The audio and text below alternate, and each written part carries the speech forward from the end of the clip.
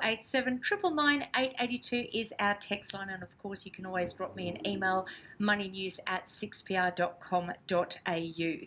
Something a little different tonight.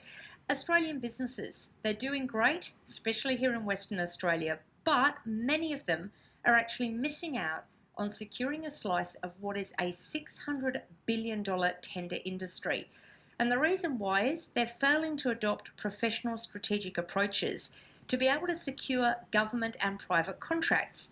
Now, I'm delighted to be joined this evening by Nigel Dennis, who is the CEO of BidWrite, which is an amazing company based here in Perth and Western Australia. Nigel, good evening. Good evening, Karalee. It's great to be with you on the show today. All right, so this is an important thing because tenders, we often hear about them, and until small businesses actually need to do a tender, they don't really realise the mountain that is in front of them. No, they don't, Karalee. That's exactly right. And the issue that a lot of small businesses face is that they're busy running their own business and operating in the business, that they just haven't got that time and bandwidth to be able to work on these tenders, which are very onerous. And so many businesses work on these tenders outside of hours, and it's just not sustainable. They just don't know what they're doing and how to do it. So it's a huge impost on small business. You're absolutely right. Now, your business, BidWrite, this is what you do each and every day, isn't it? Yeah, we've been doing it each and every day for the last 15 years. I've been working in this business as a consultant for about 25 years, and we work with hundreds of clients every single year. Yes, correct. What are some of the mistakes that businesses make? And when I say mistakes, it's not intentional mistakes, but for me, what would spring to mind is the buzzwords, the keywords needed in order to secure, especially if they're tendering for a government contract. Yeah, look, like anything you go into, business is and tendering is a game. Unless you understand the rules of the game and how to work those in your favour, then you're just going into these things with your eyes not wide open at all.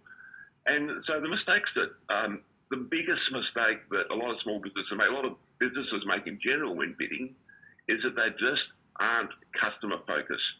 They talk all about themselves and what they can do, rather than what they can do for their customer. Because let's face it, the customers that they're bidding to have a problem to solve or a need that they have, and they want to know how that need or that service or those issues or their goals are going to be helped by the company that are going to be servicing them. And so the company that are bidding to them think it's all about how great we are, how long we've been going, how many people we have, what technology we employ, but really it's about what they can do for the customer that they're bidding to. So that's the number one mistake by far in what we see day-to-day in businesses. They talk about too much about themselves and not enough about what they can do for their customer.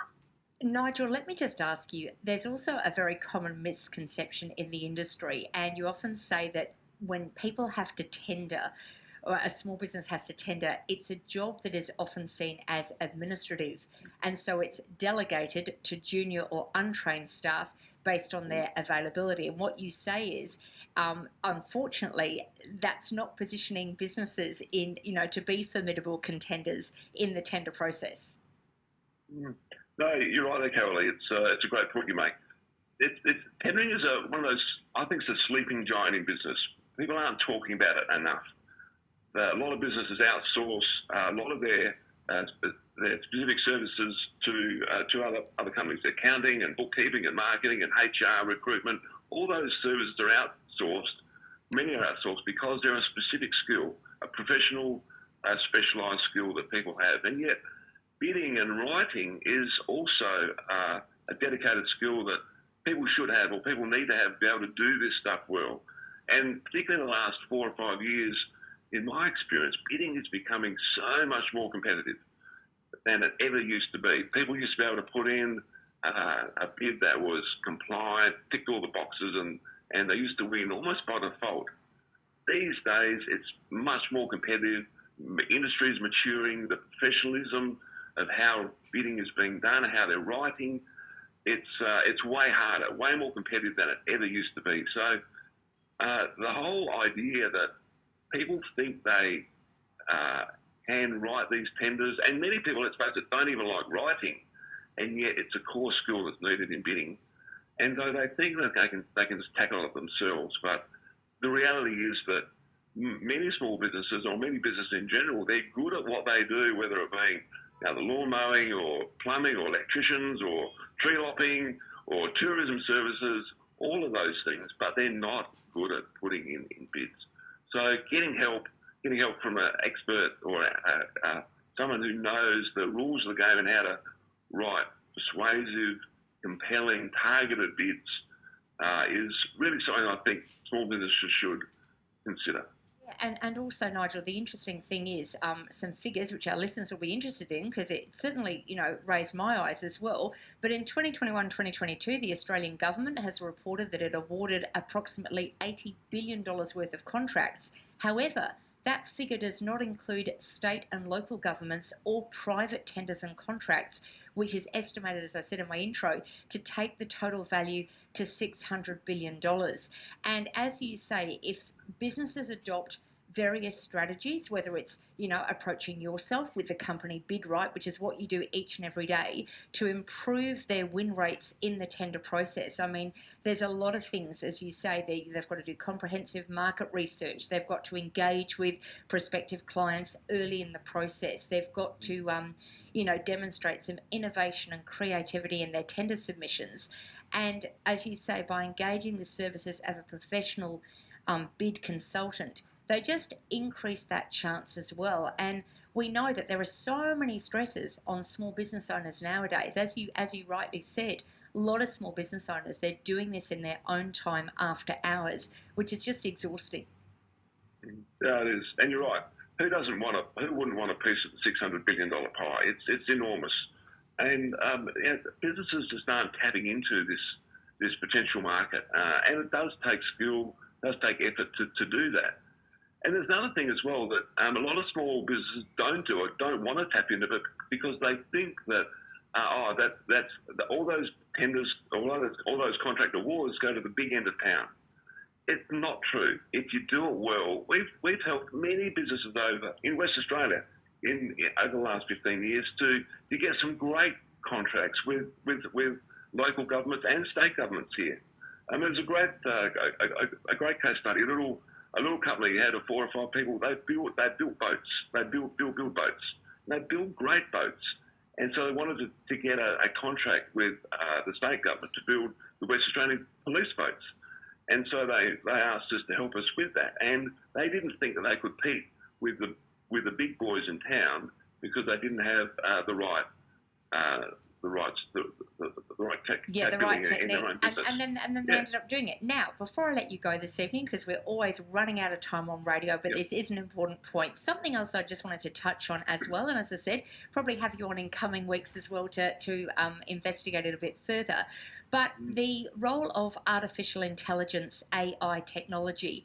Now, a lot of, as you say, businesses trying to do these tenders, whether it be for government or private, are going to need to adapt AI. However, there's got to be a place for human expertise as well, isn't there? Because I saw that the tax office has actually been using AI on an industrial scale to get more than $530 million of their unpaid tax bills. What's the role of AI for small business when it comes to this tendering process? Carol, it's a huge opportunity for small business. One of the biggest things about tendering is that they're onerous, very onerous on small business. And yet what AI has the capability to do is take a lot of pain away from actually getting those drafts together. The writing industry is one of the top 10 professions that are under threat from AI. So what we need to do is we need to harness that technology, harness the AI, and we've got a strategic partner we're engaging putting a lot of investment into it. And what it does, it has the opportunity to decrease the time and effort by more than 50%. So those small businesses struggling for time, and they think that they can't afford to outsource this capability, we will be able to find that they'll be able to reduce the time to put a tender together by 50% or more. So a huge time saving opportunity here. That is lovely. Time has eluded us as always here on Radio 6PR's Money News. Nigel Dennis, you're CEO of BidWrite. If people want to find out more, they can check you out. I like the way you spelt your company, the correct way, I like to say, BidWrite.com.au. And I'm sure you and your team would be happy to provide some good advice for small business out there. Thank you very much for your time this evening. It's an absolute pleasure to be with you this evening. Thanks very much, Karalee. That is lovely. There you go. That is Nigel Dennis, CEO of BidWrite. I'm interested in any small business owners out there. Have you actually used BidWrite, or are you in the process of wanting to bid for one of these very lucrative contracts, be it government, local government, federal government, be it private as well? Have you had experience with a tender process? Have you perhaps put a tender in, heard this interview and thought, you know what? Maybe we didn't approach it the right way. Love to hear your experiences. Give me a ring tonight, 133 882, or send me a text 0487 999 882. You're on Money News Radio 6PR, part of the 9 Radio Network.